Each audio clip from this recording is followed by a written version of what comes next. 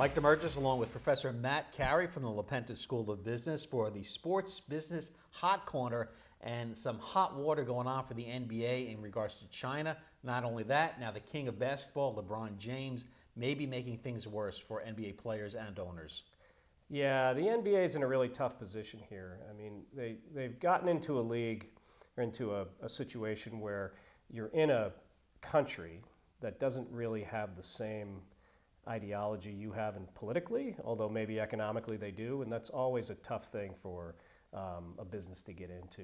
In this case, you're looking at a pretty much individualist, capitalist type of environment. The NBA is happy to make money there, but politically it's really a tough one for them. And first of all, let's talk about the NBA in China. China has doubled the fan base as the U.S., so this is something owners are really walking a tightrope on.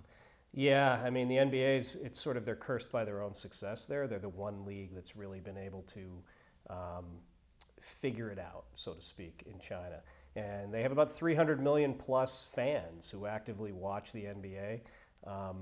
And that's about, the size of the population of the United States. So arguably their future is really, if you're looking internationally, that's where their future is. But you've got a problem because you've got a political system where they're clearly not on the same page as we are with human rights. So you're getting a lot of money that's put at risk in a situation like that. For LeBron James, he's worth $450 million. How can you be a beacon of social justice but not be a leader when it comes to human rights? That's a problem that LeBron James is facing now. Fans over there are burning his jersey.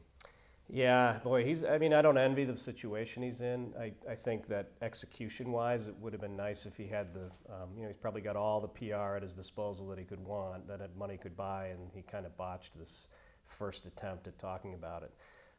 But it's tough. I don't think a lot of people really get it. I think Joe Tsai, who owns the Brooklyn Nets now, he bought the rest of it from Prokhorov last year, he's the one who really gets it. And he said, this is a third rail issue, was his quote, in China. So people don't really like having people disagree with them on this issue. I mean, it's kind of a non-negotiable thing.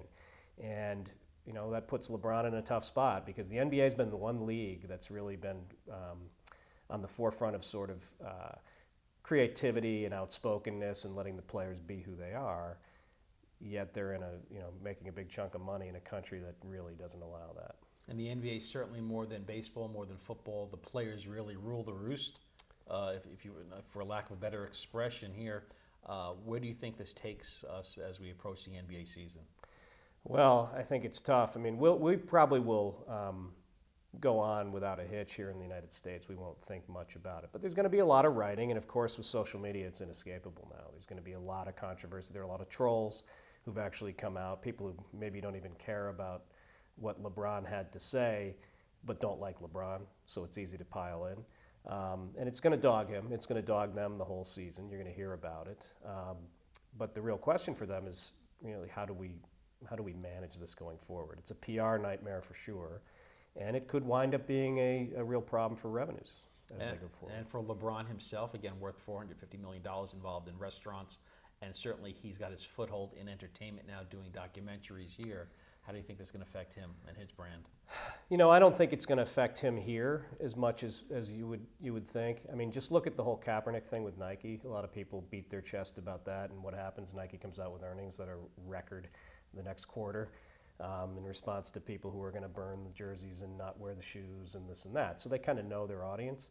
I think that people who like LeBron and who've supported LeBron and will keep supporting him, and they'll keep buying his jerseys here. But when you look at the growth area, if China decides on an orchestrated crackdown and says we're not going to sell his jersey because we don't like what he said, or in this case, maybe they continue to sell it, but the people decide that they're going to boycott it, that could have a meaningful impact. I mean, he's not going to be hurting for sure, but it might impact the growth trajectory of his brand. He's Professor Matt Carey from the LaPenta School of Business, international professor. Mike Damergis from the graduate program here at Iona College. Hi, I'm Mark Malusis, New York sports personality. You've heard me on radio and seen me on TV. Now I'm teaching right here at Iona. That's right. I'm an instructor in the new Sports Communication and Media graduate program. All classes are taught by industry professionals like myself in our brand new state-of-the-art digital lab. For more information, go to iona.edu and search sports communication or email graduate coordinator Mike Damergis. Go Gales!